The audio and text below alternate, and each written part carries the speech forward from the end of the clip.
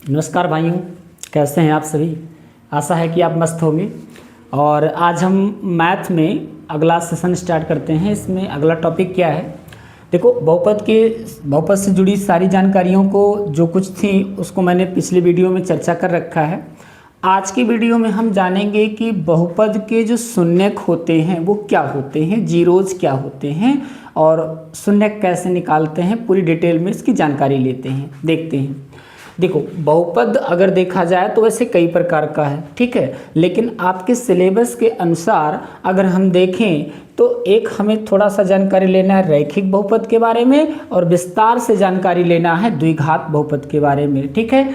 तो थोड़ा सा समझिए इधर रैखिक बहुपद जो होता है, लाइनियर पॉलिनोमियल्स जो होते हैं वो क्या होते हैं। देखो, रैखिक बहुपद पहचानना मैंने पिछले वीडियो में आपको बताया है। तो अगर हम इसके फॉर्मेट्स यानी व्यापक सूत्र की बात करें तो होता है ax प्लस बी, जहाँ पर x जो है ये चर है, a और b अचर है। और याद रखना यहाँ पर एक इम्पोर्टेंट बात कि ये x का जो गुणांक है a, ये वास्तविक संख्या है और ये जीरो नहीं होना चाहिए, a does not equal zero.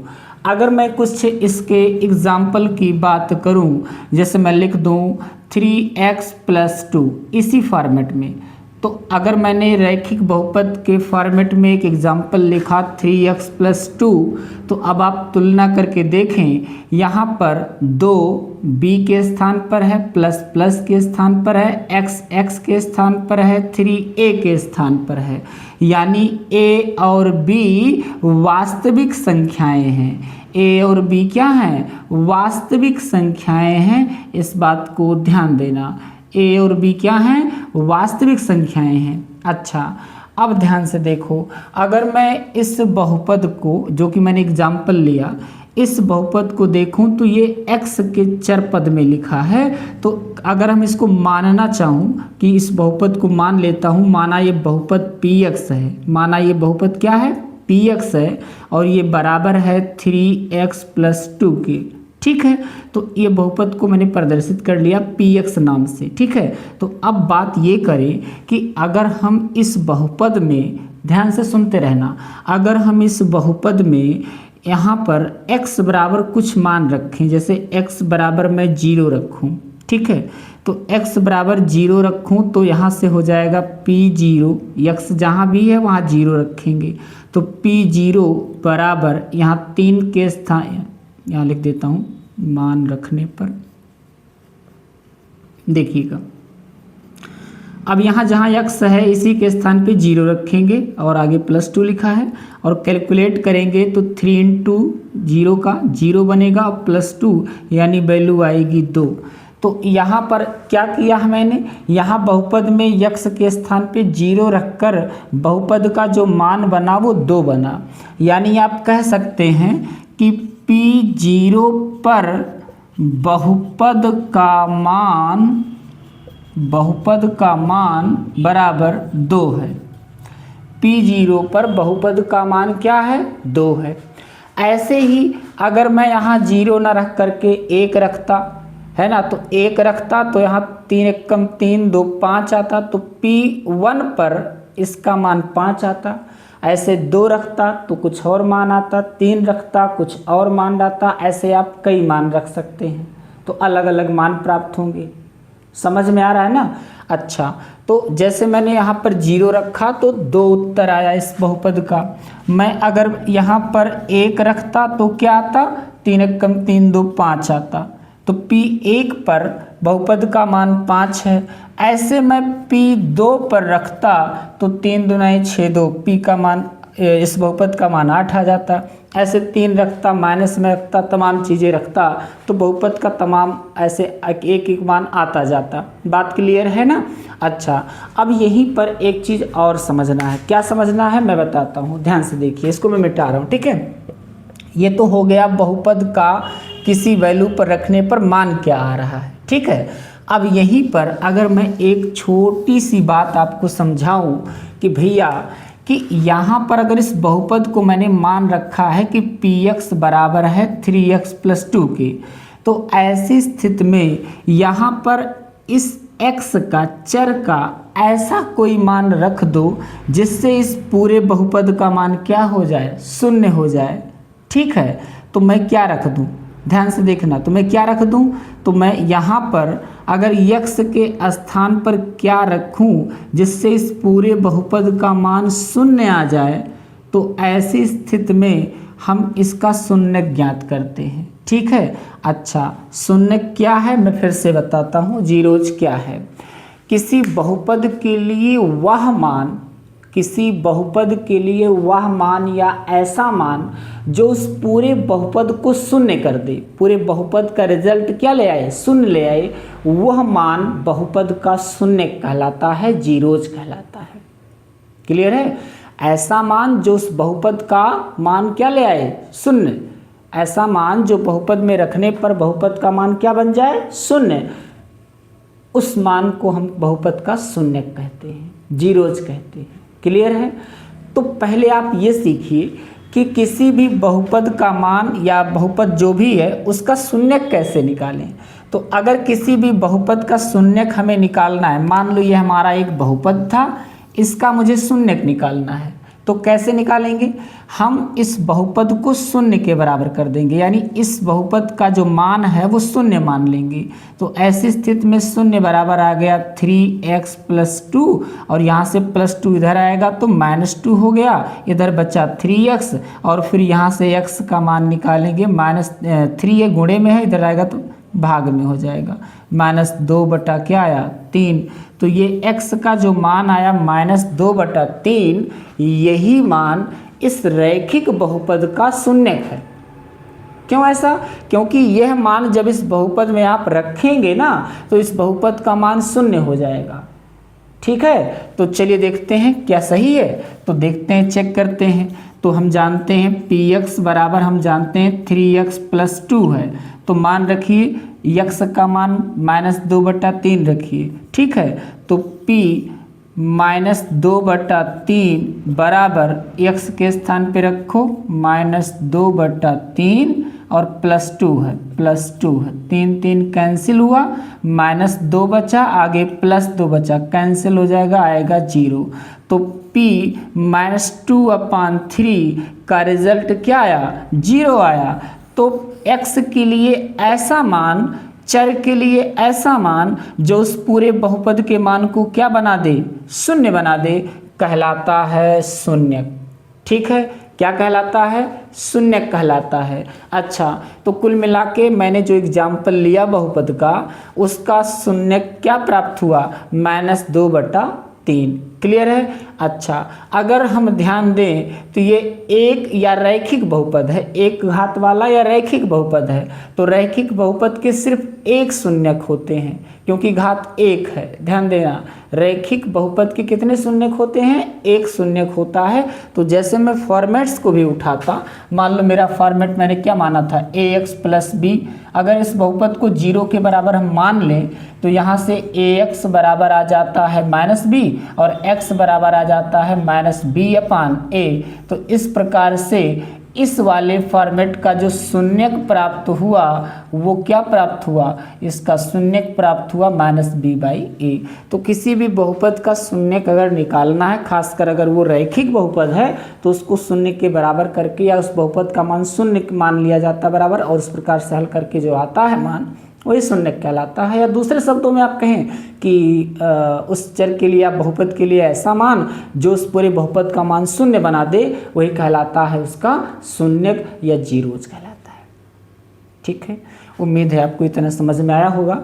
अब हम इस रैखिक बहुपद को छोड़ के आगे चलते हैं किस पर, द्विघात बहुपद पर। द्विघात बहुपद हमारा जो है 10th क्लास में बहुत इम्पॉर्टेंट है, इसलिए इसकी बेसिक जानकारियों को ध्यान से समझिए। देखिए, द्विघात बहुपद का जो फॉर्मेट होता है यानी सूत्र होता है, व्यापक जो सूत्र होता है वो होता है ax² + bx + c, जहाँ पर इस a का मान जो है वो शून्य नहीं होना चाहिए। इसका कारण भी है कि अगर x² के गुणांक a का मान शून्य हो गया तब तो ये पूरा मान शून्य बना लेगा, और ये पूरा मान इस प्रकार से जब शून्य बना लेगा तो घात 2 रह नहीं जाएगी, और घात 2 नहीं रह जाएगी तो द्विघात कैसे मानेंगे।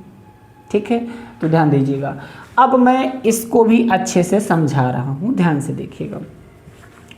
अब यहाँ पर मैं जैसे एक एग्जाम्पल ले लेता हूँ, एक्स स्क्वायर है भाई प्लस 5x प्लस 6, ये मेरा एक द्विघात का बहुपद है। अगर मेरा ये द्विघात का बहुपद हमने जो एग्जाम्पल लिया है भाई, देखो इसको मैं मिटा रहा हूँ, एग्जाम्पल है, उदाहरण है, तो x square plus 5x plus 6 अगर मैंने एग्जाम्पल लिया तो इसमें शून्य को कैसे पता करें, शून्य क्या है, कैसे निकलेगा, यहाँ पर ध्यान से देखिएगा, आपको समझ में आएगा। ठीक है, अब अगर बात करें हम यहाँ पर शून्य की तो कैसे सॉल्व होगा। देखो जो ये हमारा द्विघात बहुपद है, इस द्विघात बहुपद में शून्यक ज्ञात करने के लिए हमें ये जानना है कि हमारा जो द्विघात बहुपद है इसमें चर अचर या फिर कह सकते हैं कि इसमें जो हमारा फॉर्मेट है, इस फॉर्मेट में कौन क्या है ये जानना बहुत ज़रूरी है।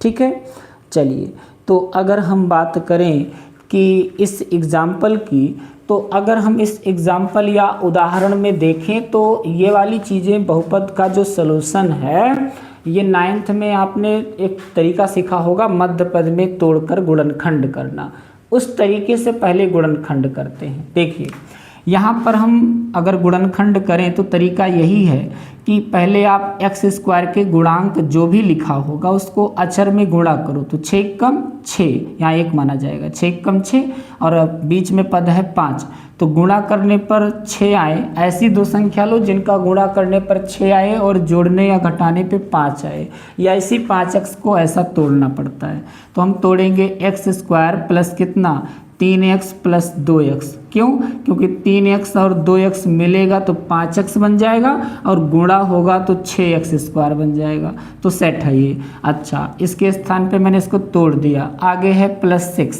ठीक है, अब यहाँ पर हम अगर देखें तो एक्स स्क्वायर प्लस 3x एक साथ हो जाएगा ये दोनों, और ये दोनों एक साथ हो जाएगा 2x प्लस 6 करके, और यहाँ पर अगर कॉमन लें x तो x प्लस 3 हो जाएगा, और यहाँ कॉमन लें 2 तो x प्लस 3 हो जाएगा, यानी फिर कॉमन लेंगे दोनों साइड से तो x प्लस 3 पुनः कॉमन हो जाएगा, और x प्लस 3 जब कॉमन हो जाएगा तो बचेगा x प्लस 2 अगले ब्रैकेट में। तो इस प्रकार से अगर मैं द्विघात बहुपद का फैक्टर करता हूँ तो उसके 2 गुणनखंड बनते हैं। कितने गुणनखंड? 2। द्विघात बहुपद कोई भी हो उसके 2 गुणनखंड आने हैं। ठीक है, और 2 गुणनखंड इस बात का सूचक है कि इसके 2 शून्यक हैं। मैं आपको समझाता हूँ, देखिए ये यहाँ मैं लिख रहा हूँ, ध्यान से देखिएगा। अब बात करें, अगर मैं यहाँ पर जो मैंने लिखा कि x प्लस 3 और x प्लस 2 इसके 2 फैक्टर आ गए, तो किसी भी बहुपद का अगर हमें शून्यक निकालना है तो हमने अभी आपको बताया उस बहुपद को शून्य के बराबर कर दीजिए। तो अगर मैं इस बहुपद को शून्य के बराबर कर देता तो आराम से इसका मैं शून्यक निकाल लेता। ठीक है, इसका मतलब ये दोनों फैक्टर शून्य के बराबर हैं, तो एक एक करके शून्य के बराबर देख लेते हैं। x प्लस 3 अगर बराबर शून्य के है तो x बराबर क्या आया -3, प्लस 3 उधर गया -3। और ऐसे ही अगर हम अगला देखें कि x प्लस 2 भी शून्य के बराबर है तो x बराबर क्या आया -2, तो x बराबर -3, x बराबर -2, ये इसके 2 शून्यक आए। तो यहाँ कह सकते हैं कि इसके 2 शून्यक कौन हैं, इसके 2 शून्यक हैं कौन कौन, -3 और -2, -3 और -2। तो अगर आप इसी में x के स्थान पे -3 रखेंगे तो भी आपका शून्य बनाएगा, -2 रख देंगे तो भी शून्य बनाएगा। देखते हैं कैसे। देखो अगर शून्य -3 को यहाँ रखेंगे तो -3 का स्क्वायर कितना आएगा +9, और यहाँ -3 रखेंगे तो 5 3 15, -15 और ये 6 और 9, 9 6 15, +15 -15 कैंसिल, 0 आ जाएगा। ऐसे -2 रखेंगे तो भी 0 आ जाएगा। क्लियर है? तो इस प्रकार द्विघात बहुपद के 2 शून्यक प्राप्त हुए, -3 और -2। ठीक है, इतना क्लियर हुआ। अब हम आगे बढ़ें, चलिए थोड़ा सा इसको इरेज करें। अच्छा, यहाँ कहीं जगह नहीं है, इरेज करना पड़ेगा। ठीक है, काम करते हैं, इरेज नहीं करते हैं, तो हम यहीं पर इसको मिटा के यही समझा देते हैं। ध्यान से देखिएगा। अब बात करते हैं कि अगर हम देखें तो -3 और -2 ये इसके दो शून्यक।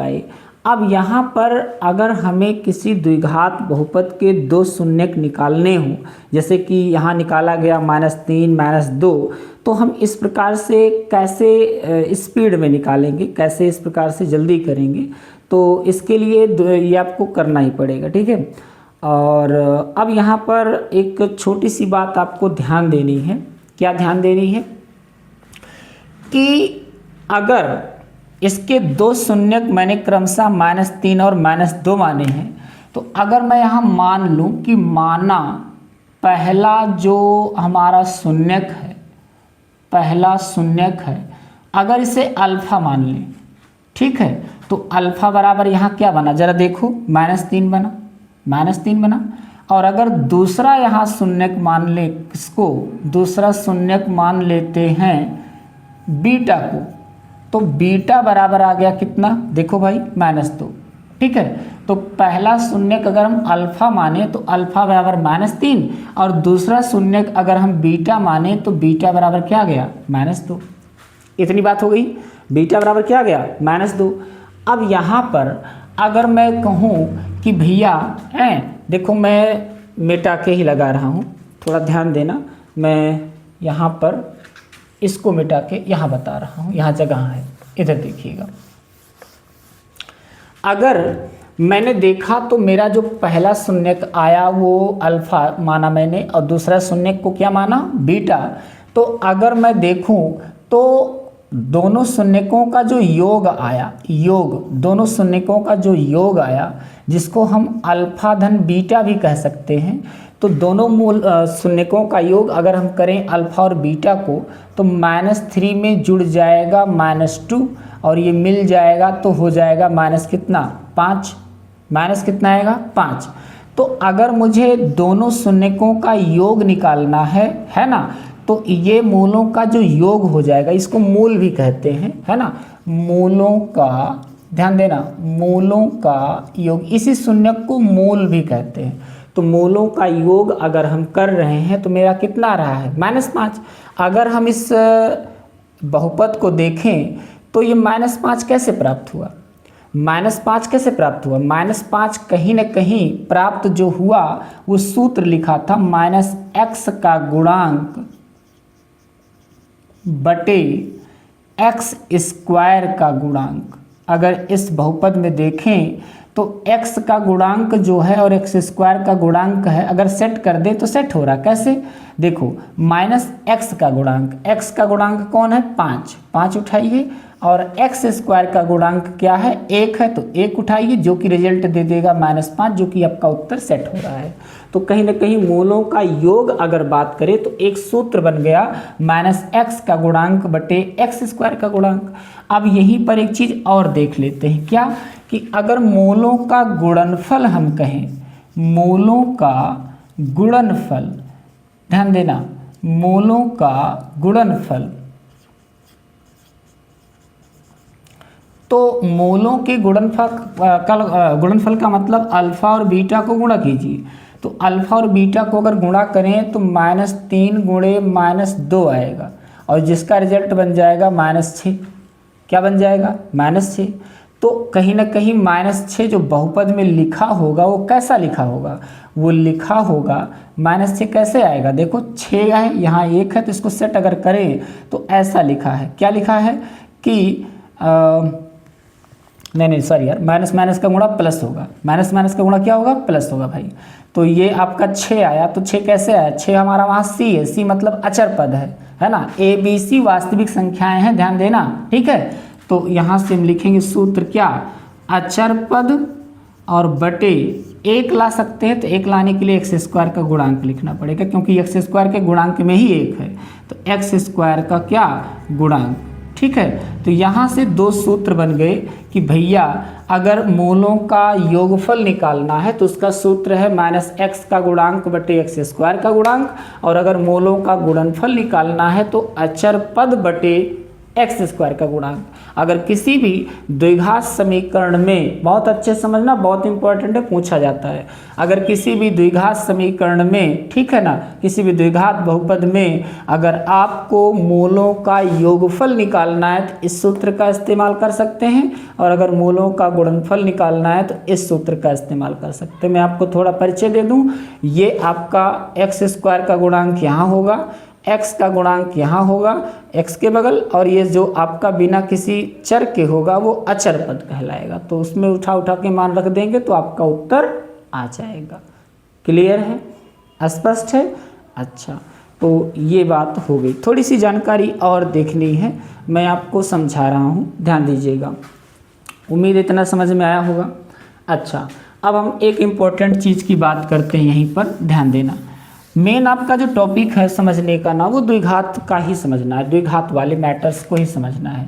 अब एक इम्पॉर्टेंट चीज़ ये भी देखनी है कि अगले कॉन्सेप्ट की अगर बात कर ले हम, तो कॉन्सेप्ट अगला हमारा यही है कि अगर मैंने जैसे यहाँ दो शून्य निकाले x+3 x+2, देखो मैंने यहाँ पर आपको बताया कि अल्फा बराबर अगर -3 है, बीटा बराबर -2 है, तो अल्फा का मान किस में आया है? निगेटिव में। बीटा की भी मान किस में आया है? निगेटिव में। तो अगर ये मान अल्फा और बीटा बना के रखते तो ये x माइनस अल्फा और x माइनस बीटा बनता। क्यों? क्योंकि यहाँ इसका मान माइनस माइनस में आया है, ठीक है। तो अगर हम अल्फा और बीटा का दो शून्यक बनाएं तो इसके दो शून्यक कौन कौन बने? अल्फा, x माइनस अल्फा, और अगला बना x माइनस बीटा, ठीक है। तो दो शून्यक x माइनस अल्फा और x माइनस बीटा बने। तो अगर हम बात करें तो ये जो हमारा बहुपद था, है ना, इसी बहुपद के तो दो ये शून्यक बने हैं, दो गुणनखंड बने हैं। तो अगर ये दोनों गुणनखंड इस बहुपद के हैं तो कहीं ना कहीं हमारा जो समीकरण का सूत्र बनना चाहिए वो इन्हीं दोनों का गुणनफल आना चाहिए, क्योंकि इन्हीं दोनों का गुणनफल करके तो बहुपद बनेगा। तो यहाँ भी गुणा करना चाहिए, गुणा करने पे आना चाहिए। तो x माइनस अल्फा को गुणा कर लेते हैं x माइनस किससे? बीटा से। तो गुणा करते हैं तो x का x में x स्क्वायर, x का माइनस बीटा में माइनस बीटा x, और माइनस अल्फा का x में माइनस अल्फा x, और आगे देखें तो माइनस माइनस का प्लस बना, अल्फा बीटा का अल्फा बीटा बना। तो यहाँ पर ध्यान दें तो x square minus x common है तो ये आ गया ब्रैकेट में अल्फा प्लस बीटा और ये प्लस अल्फा बीटा। अब ध्यान देना यहाँ पर ये सूत्र भी बन गया, ठीक है। किसका सूत्र? समीकरण, किस समीकरण का? द्विघात बहुपद का। ध्यान देना, अगर आपको कहा जाए कि भैया द्विघात बहुपद का सूत्र लिखिए तो द्विघात बहुपद का सूत्र यही है। कौन? यही वाला, x square minus x bracket में alpha plus beta plus alpha beta. इसको ऐसा भी लिख सकते हैं। कैसा लिख सकते हैं? इसको देखो, दिख रहा है? अगर दिख रहा है तो मैं यहाँ लिख देता हूँ। इसको ऐसा लिख सकते हैं, एक्स स्क्वायर माइनस एक्स और ब्रैकेट में अल्फा प्लस जो बीटा लिखा है इसको मोलों का योग कह सकते हैं। मोलों का योग, और आगे ब्रैकेट बंद है भाई, ब्रैकेट बंद कर दो, और उसके बाद क्या लिखा है? Plus alpha beta. Alpha into beta मतलब आप समझे मूलों का गुणनफल, मूलों का गुणनफल, ठीक है। तो ये द्विघात बहुपद का अगर आप समीकरण बनाएं, है ना, तो इसके लिए यही सूत्र इस्तेमाल करते हैं, ठीक है भाई। तो आज के लिए बस इतना ही। अगली चीज़ हम अगली वीडियो में आपको बताएंगे।